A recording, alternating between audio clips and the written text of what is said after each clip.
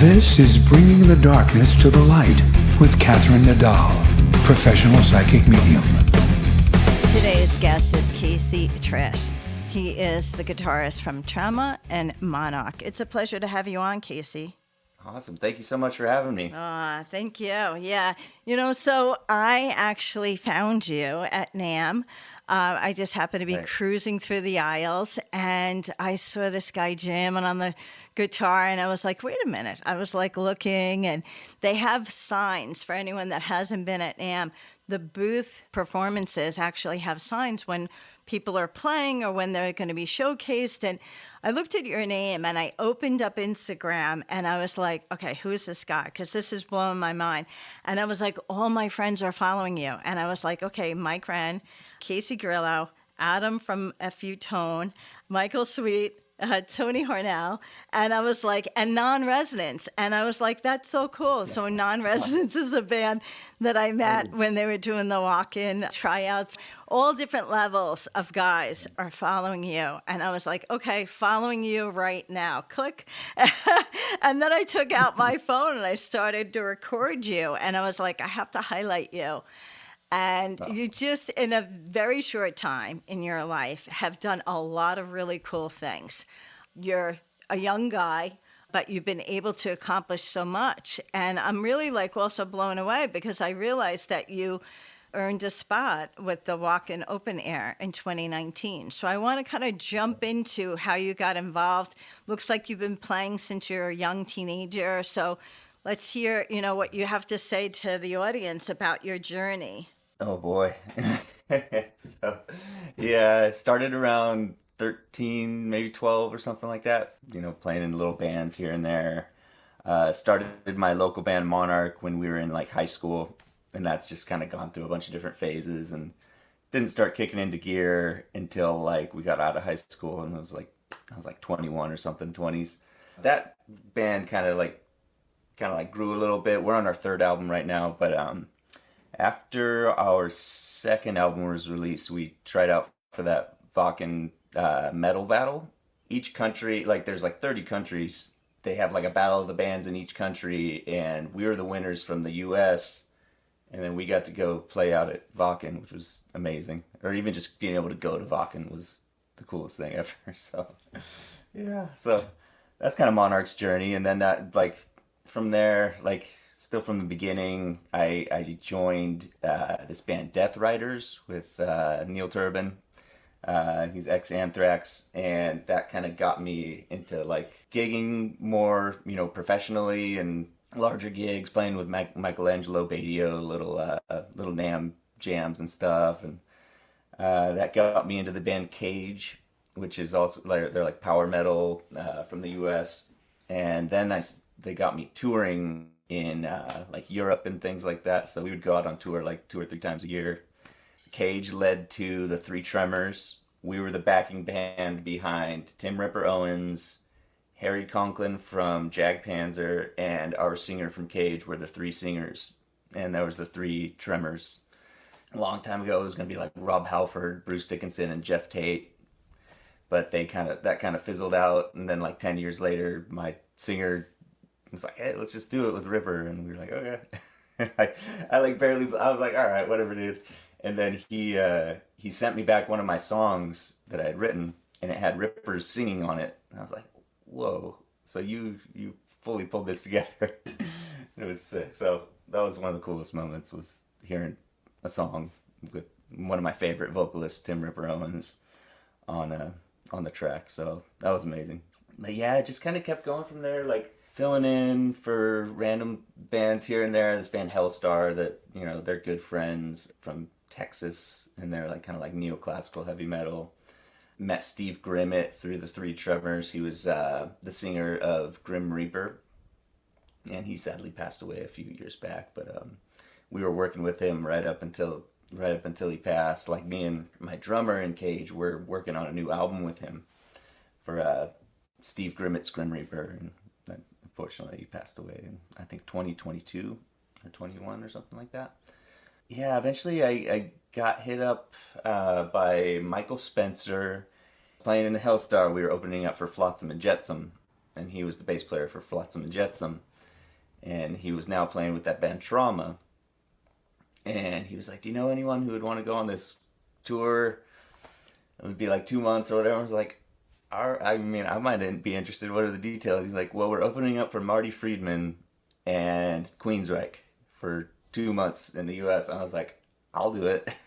Like, so yeah, like that was just probably the 2 most amazing months of my life. It was just getting to wake up and go into a venue and see the Queensryche dudes and Marty's band and Marty, and it was unbelievable. I didn't want it to end. It was like two full months, and I was just like, I don't want to go home. I want this to be, the rest of my life. So you deal with it. Come back home. That was probably the latest, and I've joined this band Super Madness as well. They're kind of like goofy video game covers, but their really cool delivery is like, it's like Judas Priest style. So it's like each song is like, it's like a real song. It feels like a real song. You don't even know you're listening to video game music, but it feels like a classic heavy metal song that I just love. So and yeah, now I'm here. I do a lot of teaching. I teach a lot of guitar. I also work for Kiko Loureiro, the ex-Megadeth guitar player who was most recently in Megadeth. And he has like an online academy, guitar academy and stuff, and I kind of host these little exercise program things every couple weeks. They're like an hour long, and gets all of his students together, and we just do like a guided exercise routine and stuff. So it's cool. Plenty of stuff to keep me busy, but Yes. yeah. Well, tell me about how you got to NAMM. You had a perfect spot. You guys were right on the edge of this aisle.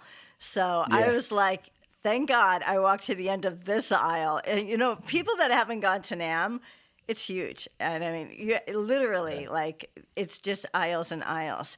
So I find myself lucky to have found you, but you had a key spot.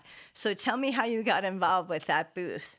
So I got hit up by this guy, Steve Rosen, and he wrote a book. He was like an old guitar player and Guitar World writer. He would write a bunch of articles and interviews.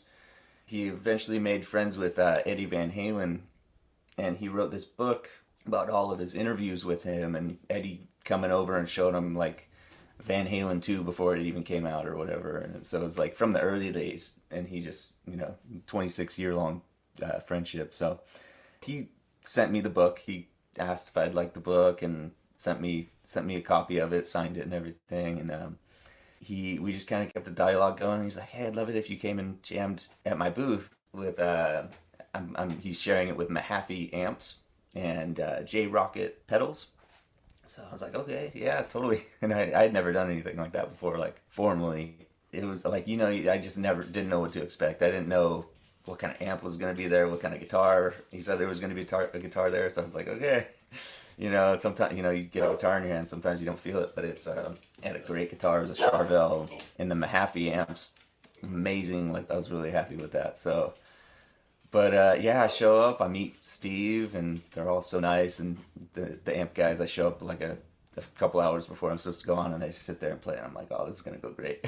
Like, it makes, it sounds better than the amps I have here, so it was awesome. So yeah, they had me play for a quick minute, or like 20 minutes or so, and it was a fun time. Yes. It was really fun. It was amazing. So Steve Rosen is actually a good friend of mine, and I've had him on my show twice. And the first interview was just him talking about Twin Chaser, his book. And then I had reached out to him again, and I said, "Steve, let's do another show." And he provided me with 6 actual audio clips with him and Eddie Van Halen talking. And he talked about, set the scene. This is when Eddie and I were talking about this. And then, I drop the file in. And when you listen to that interview, it quite literally rolls into Eddie Van Halen talking and stuff. And I've read the book, and I've listened to the book on audio. It's amazing. I mean, just the listening to Eddie talk, and Steve talks about Eddie noodling on the guitar, and at one point he talks about like he's offering Eddie like a bag of chips or something, and it's just like it's surreal. He talks about Eddie's car pulling up, he's like, oh, he's coming to my apartment, the whole thing. Just, you can literally, the way Steve wrote that book, literally picture it in your mind. And that's like the first sign of an amazing writer, because it's not just the audio clips, you hear it audibly, but the way he describes like how Eddie carried himself, how Eddie was in conversation. I never met Eddie, but it's so amazing to hear someone who had such a close relationship with him for like 26 years. So to me, it's super cool. I got to hang out with Steve when I was at NAMM. And then, of course, I got to see you play, which is like a double bonus. So that was really cool. Yeah, very good. And I wanted to bring up, you have such great music. I wanted to bring up a couple of your songs because we'll have the opportunity to play them during this interview. The first one I want to bring up is Ultra Violence, Uber Alice by Monarch. So tell me about that song. God, I came up with that song like 5 or 6 years before I even brought it into that album. It was just a jam that me and the drummer Adam just kind of did one day at his house. And I think it was literally just one continuous jam of me just playing riffs and one riff after another. And it's usually those are the best songs, like the ones that instantly come out of you.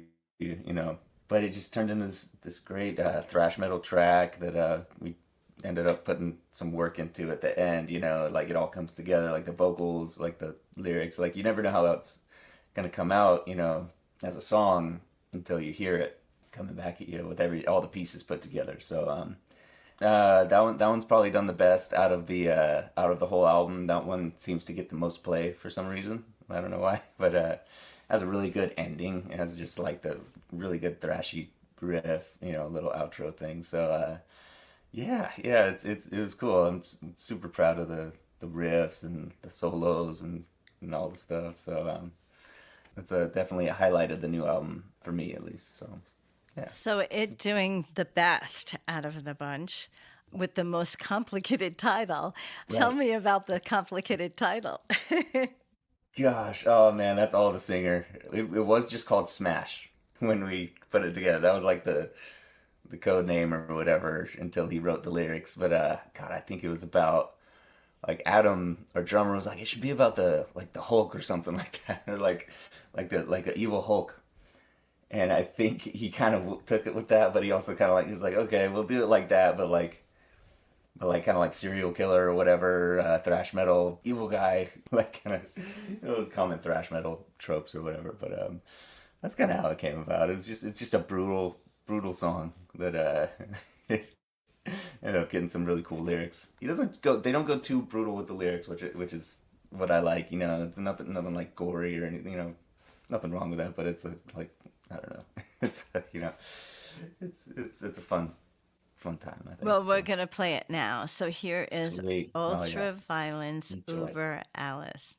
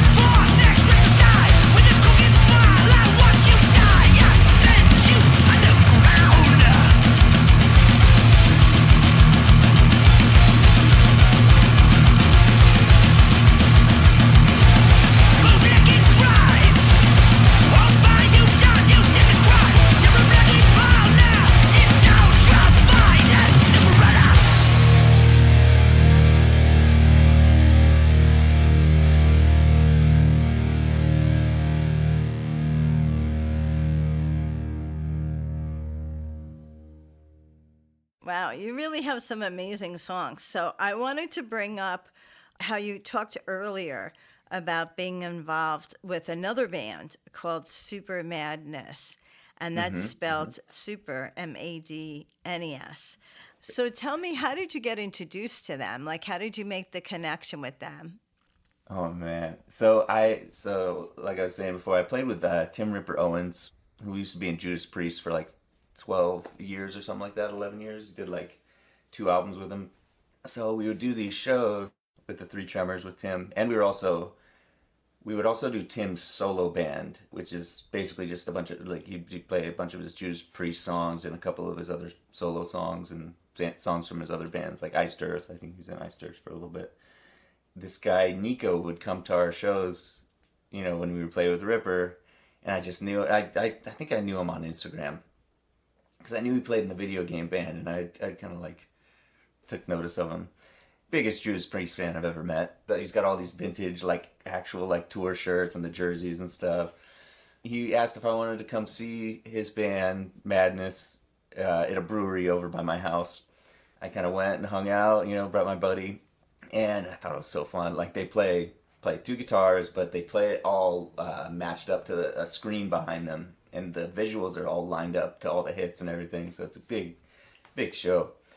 And he talks to me afterwards, and he's like, hey, we might need, like, a fill-in, so I'll give you a call or something. And I was like, okay. And then he called me, I think, the next day, like, something going on with our guitar player, and I was like, I'll join your band. Like, I'll like, fully, I'll join your band. I love you guys and stuff like that. And he's like, oh, okay, let's do that. And that was, I think, 2023. And then the first show we played was, I think, their biggest show they ever played. It was this place called MagFest, Music and Gaming Festival in Baltimore. And they rent out this entire hotel, and it's an amazing hotel. It's like got this atrium in the middle, and all the rooms kind of face the atrium. So you just like wake up and you go look out. It looks like a giant mall or something, but it's like got all these fountains and stuff, and they'll have people playing in the courtyard to like wake people up. They'll have like a whole orchestra playing like the Halo theme or something like that. It was amazing. But yeah, then we go play on this stage, and it's this huge stage with like a couple thousand people or whatever. And it was full of, like, they recorded the whole thing. We got all the video and stuff professionally done. And so we've since kind of just kept it going. We go operate as a 3-piece now. The 4th guitar player, or the 4th member of the 2nd guitar player, lives in Hawaii, so we bring him out for special occasions, when we can afford to make it happen. But we operate so well as a 3-piece that it just works. It's like guitar, there's a guitarist, and a drummer, and they just pipe the bass through, since it's all synced up anyways. But you get to do really cool shows with that band. You get to do like conventions, like the video game conventions and stuff, and the vibe is so much different than like the heavy metal shows. The heavy metal shows, people show up and they're, all right, the opening band's playing, I'm gonna judge them as much as possible. give them my 2 cents. But we love it, it's heavy metal. These shows, people just show up expecting to have a good time. They're there for the nostalgia, and they hear video game music and it just lights them up. We did a really good tour with Power Glove, which is another video game band, but they play even cartoon theme songs and stuff. And Galactic Empire, which is the Star Wars heavy metal band, where they get all dressed up as the Star Wars dudes, and they do almost modern metal versions of all the John Williams scores and stuff like that. So that was just a really good package, and seeing the crowds every night was amazing. They're all just a bunch of happy people. I find this amazing. I didn't realize that there was even this type of band out there. Do you find that having a background in gaming would be helpful if you're in the band, or it doesn't even matter at this point? It just contributed to the happy-go-luckiness, I think. Some of those games that we grew up on had really cool soundtracks, like Mega Man and stuff. There was literally like Judas Priest songs almost, Iron Maiden stuff. And then, yeah, you have no idea that you can actually go out and play these songs in any way you want. There's so many people that take it so many different styles. Like at that MagFest, there's like jazz guys, there's electronic guys, there's people that make songs on Game Boys. and play them through the speakers and stuff. Yeah, a lot of it is like the modern metal kind of thing. I don't see a lot of people doing the classic thing that we do, where it's like the drummer kind of orchestrates it all. He's like, we all have to wear black leather jackets. You know, I'm like, okay, I wear that anyways. And like studs and stuff, and you know, so, and he's like, you gotta play the white flying V. And I was like, okay, sick. Like, I play that anyways. Yeah, so it worked out really well. It was a really good match, me and that dude, so. That's great. So we're going to play the song Fire by Super Madness. Tell me about the song Fire.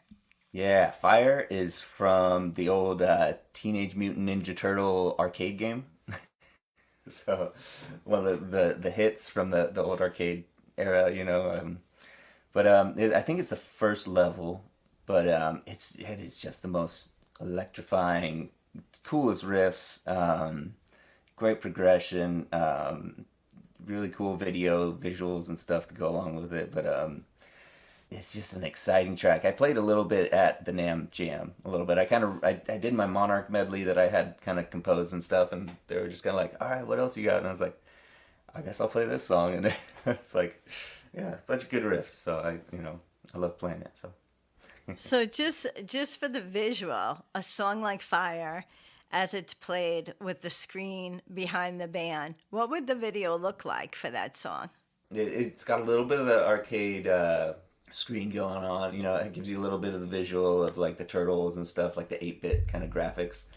But we get this, our guy that does the visuals, Nate Horsfall, he does just the best synced up, like he'll animate all the sprites to kind of like move with the drums, and like he gave the turtles all like little guitars and stuff, so it's just got a bunch of fire effects and stuff, all matched up with the music, and like when you're cruising through the riff, it's a little bit of the game of someone playing the game, you know, and stuff like that. But it keeps cutting back to like the turtles like playing their drums and stuff. It's pretty cool. So, yeah, a lot of good stuff. It's actually on YouTube, I think, if anyone wants to check it out. So. Yes, I will definitely be looking for that one. So we're gonna play Fire by Super Madness. Fire! Hang on, April.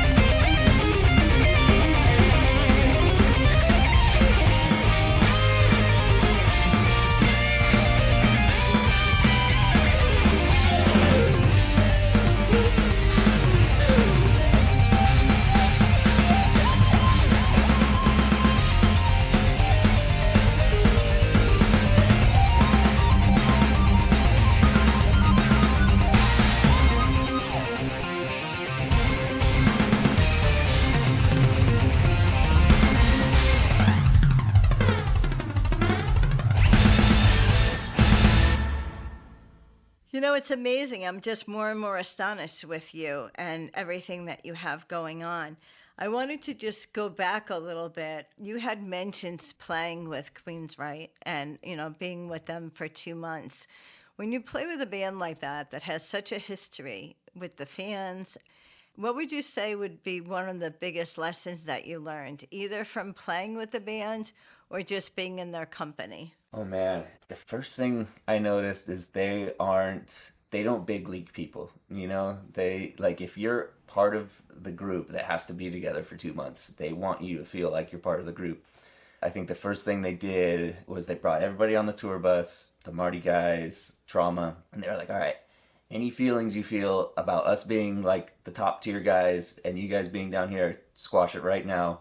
We're all going to get through this together. Let us know if you need anything. They're just like, there's no real boundaries here. Just give us the respect, like the space when we need it, but, which is obvious, like when they're about to go on stage or whatever, but, give them their private time. But, gosh, they just have like such a good family kind of vibe, and the fans just love them. Gosh, yeah, they're all good. Like Casey Grillo's great dude. They're all great. Oh man, got to hang out with Todd LaTorre a lot, the singer. I mean, it's been announced and stuff, but we kind of put it on hold a little bit. But I was asked to do Todd LaTorre's solo band as like his touring band, be the guitar player in his touring band. Because he has another friend who writes all the music and is like the main guitar player in that band, but they needed a second dude, so it's like they were cooking food for us or whatever at a hotel, and they were like, "Hey, come here, real quick," and like they just sat me down and was like, "How would you feel about doing this?" And I was like, "Definitely," like, But we just remained in contact, me and Todd and the other guys, Casey, Whip, Wilton, Michael Wilton. Oh man, every time I think I hang out with him the most. I think he's just a fun guy to hang out with. But yeah, mainly like the biggest takeaway was just you could be a big band like that and still have a heart, and like you care about the people around you, and you're not just there to show people how cool you are. You're still there having fun playing music. So it's amazing. Absolutely. Well, that is really a good description of those guys. It's really nice to hear that a band would take the time out and, level the playing field, which is great. Right. But also such a high honor, a very big compliment to you to be even offered to work part of a solo band. Looking forward to hearing more about that. Is the name out there for his solo project? He has one album out already. I'm not on it, but it was out by the time I had gone on that tour. It's just Todd LaTorre. I think the album title is Rejoice in the Suffering, I believe, the first album. And it's got like 12 tracks or something. Great songs. I love the song Vexed. Vexed just has this really unique sound to it. A little bit different singing than he does with Queensryche, because he used to be in the band Crimson Glory. The guy does like priest-style vocals, like really like a Halfordy kind of thing, that really high but, wicked sound, but he can go real low too, so dude's amazing. He's one of the best singers I've ever met, too. I met a lot of good singers. Yes. It's really interesting, though, to hear that some of them do solo projects. It just makes you wonder, like, how busy are they, right? Like, they're so busy, and they have time for this extra stuff. It's amazing. Yeah. Oh, yeah. He drummed on the album, too. I think he did all the drums, and he did all the vocals, so... I'm not sure when exactly he got it done, but I know him and the guitar player friend had been buddies for a long time. I think it's a compliment because just them observing your playing style and then knowing that you would be able to pull their stuff off is a compliment in itself. Yeah. It's funny, I videotaped our first sound check on that Trauma tour, and I think I know the moment, because the guitar player friend came on as the guitar tech on the Queensryche tour, and I saw him watching like our just sound check, and then he just kind of like gets like this overwhelming like joy, like, and he kind of like turns around and just kind of like keeps looking and stuff, and I don't know, it was just funny. I'm like, I bet that's the moment. That's so neat that you actually have it captured. How many people have a record of when someone kind of feels that they made an impression on someone, right? I know. I tried to document as much as possible on that tour. So cool. So just for the audience sake, tell me how you would describe the difference between the band Trauma and MONARCH.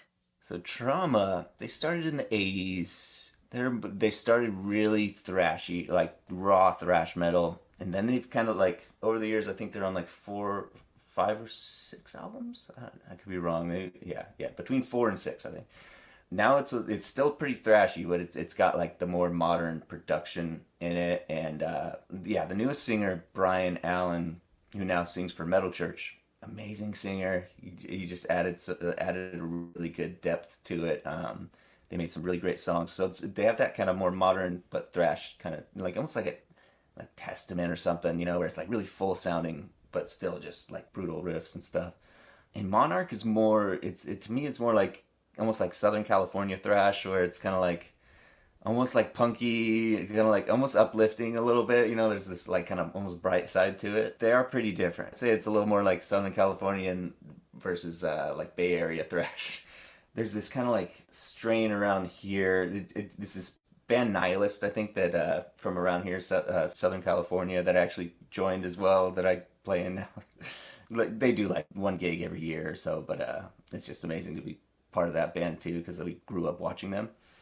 But they kind of just have this really cool, it just combines like Slayer and Judas Priest and Iron Maiden and vocals that you can really hear. I don't know. Would you say that the fan base is the same for Trauma and Monarch, or you think that there's a separation in the fan base?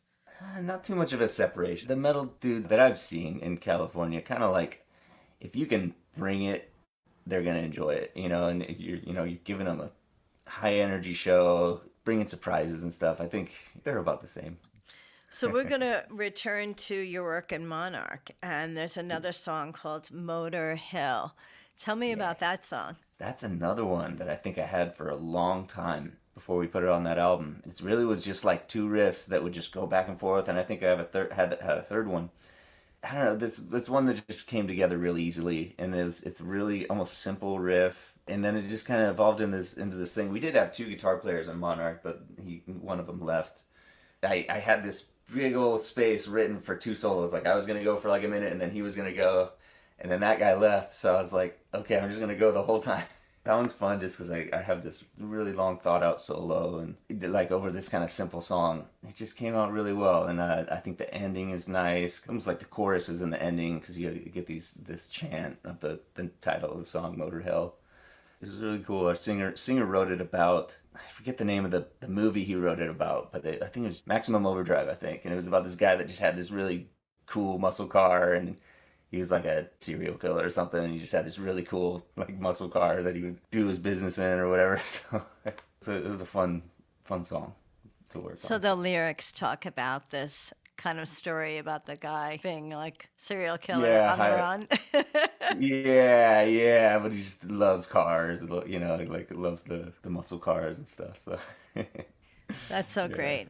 I wanted to ask you, when I was watching you at NAMM, and it's a known fact, I'm not a guitarist, but when I looked at you, I was kind of looking at, I wonder what his influences are, because a lot of guitarists, they'll mention Joe Satriani, they'll mention Joe Stump, they'll mention guys that do a lot of, what I call chord, doing scales or doing that kind of work. So what are your influences? I think I'm more influenced by bands than actual guitar players. I mean, I have a ton of guitar player heroes like Marty Friedman, Paul Gilbert, but then like riffing like James Hetfield, like getting these like very dynamic, like aggressive, picking even like in your riffs, not just your solo. Even your solos can have these really aggressive spikes and like dynamic range.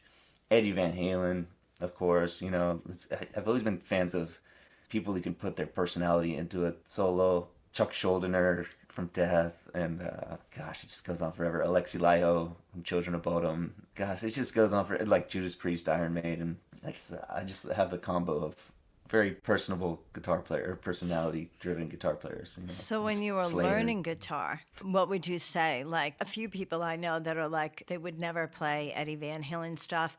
They didn't want that to get stuck in their head, or they didn't want their styles to mimic someone. So what would you say as an early guitarist, before you really joined these formal bands? So when I was a kid, it was like Jimmy Page. Jimmy Page and like Angus Young and Eddie Van Halen, I think, were my big 3. My dad got me this DVD, the Live Without a Net DVD Van Halen show with like Hagar era and stuff. He got me AC/DC at Donington, and I think that was just perfect combo, you know, like high intensity kind of thing. And then as I kept learning, it was more like Megadeth, Metallica a little bit, Children of Bodom. And then nowadays I'm like, I feel like I'm in a place where I can learn things like I do a Van Halen tribute as well, and I'm in a Kiss tribute band just for fun. Like I can kind of, I've been doing it long enough. Been teaching long enough that I can kind of understand what they're doing now. So I kind of look forward to like learning like the Van Halen things, because now I can finally like be like, okay, I can sit in that mind space a little bit. Like right now, I'm learning the whole King Diamond Them album just to go jam with the drummer from Super Madness, because he's always wanted to do it. So I'm just like, I got a little bit of time, so I can just learn something I've always wanted to learn.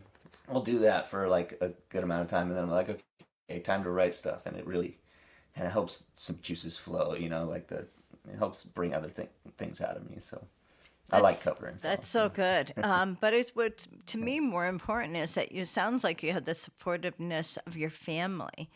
So what is the impact of your family? Were they musical, or they were just fans of you? Man, yeah, I don't think any of them were really musical. I think they signed me up for piano lessons when I was like really young, but I only took like one or two, so that didn't really catch on. I think around 12. Yeah, that's when I started playing. But gosh, I would just take the CDs that they had. You know, I had like the Beatles 1 album that I would play all the time, you know, for some reason. Led Zeppelin 4 I had, and I think they had like AC/DC Greatest Hits, and like Joni Mitchell. Man, yeah, stuff like that, like Jimmy Buffett. Little, That's like, wild. Like stuff with good songs. Yeah, Simon and Garfunkel. It's wild to go from so. that to heavy metal. It's a big transition. Yeah, you know, it's like Ozzy was a big Beatles fan, you know, it's just because they just wrote the best songs somehow, you know, and they were just so good at making it come out naturally. So when we go back like 10 years or so, you probably didn't think you would be where you are right now. Where do you picture yourself in the next 10 years? Oh, yeah, I've been thinking about that a lot. I've been like, what is this all going to lead up to? I've found that it, like, I can't make the plan, because it kind of, I kind of have to have a good, like, daily game plan of just, like, constantly pushing myself and playing certain things, you know, but I'd love to be in a band, like, that operates like Queensryche, where it's just, like, you wake up, you're taken care of, you know, you just wake up, you know, prepare, and you go do your thing. Or just having like a full-time private lesson teaching job is totally cool too. I work at a school of rock, which is fun. You know, you get groups of kids together and you get them to go play shows and stuff, and so that's always been fun. But I love playing more than anything, so it would be nice to be able to go to a cool touring band like that, but I do like staying at home too, so it's I need something that can kind of cater to both a little bit. Like if the touring thing was a good thing, it would have to be like a great thing, so that I could take that for like 2 months and then come back and be okay with it, you know, not like, oh man, I miss being home so much, you know. Touring is a different experience. One thing I hear from you is that you really love playing the guitar. Like everyone says, if you love what you do, then you'll never really feel like you're at work. So that's the key. Yeah. I remember I was working at that school that I work at, the School of Rock. We had an old music director. He doesn't work there anymore. And he just told the kids straight up, he's like, you'll never make a living doing music. And I was like, I don't believe you. And now they're like, I'm not the music director, but I'm like, dudes, you can do whatever you want, you know, especially now where you can get your music out like that, you know, with like the social media and stuff, you know, people become millionaires doing the TikTok thing, you know. And sometimes people think you have to have the it factor, but we've seen through social media that nobody really knows what the it factor is anymore. And there's been a lot of people discovered on American Idol and The Voice, just referencing the band Journey. I think they found the replacement singer through social media. So, you know, anything nowadays is possible. I feel like it's so much more in control of the person now, because like people can sense that you have a drive, you know, like people that post every day, like, this is what I'm doing, it's like this shred thing I'm doing, you know. I have a hard time posting every day. Well, I enjoy resharing your stuff because you really are very talented.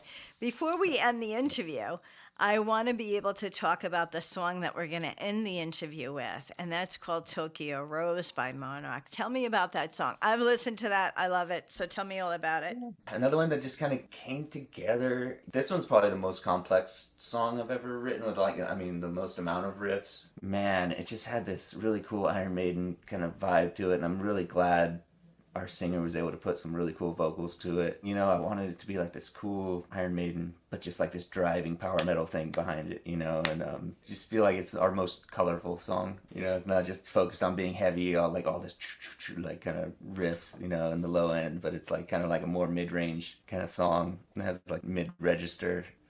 Yeah, it's been a cool one. It's an opener and stuff. It's been a good closer. Yeah, I don't know. It was a really fun journey. I'm really proud of this one. So very good. So just plug your social media. Let everyone know how they can find you and find your music. My Instagram is probably where I spend the most time interacting with people. Is the Sentinel Trask. You can find Monarch's music at Bandcamp, or you can go on our Instagram, Monarch Heavy Metal, and find all the links there. Same with Super Madness. With NES at the end. Also has, you know, Bandcamp links and stuff to our newest album. TraumaThrash.com, I believe. I need to double check that, but it should be the only trauma band, you know, out there that has a good website. I do private lessons and stuff, so if anyone wants to contact me, just contact me on Instagram. So, well, it's been a pleasure to have you on. We're going to roll out with Tokyo Rose by Monarch. Thank you again. Of course. Thank you for having me.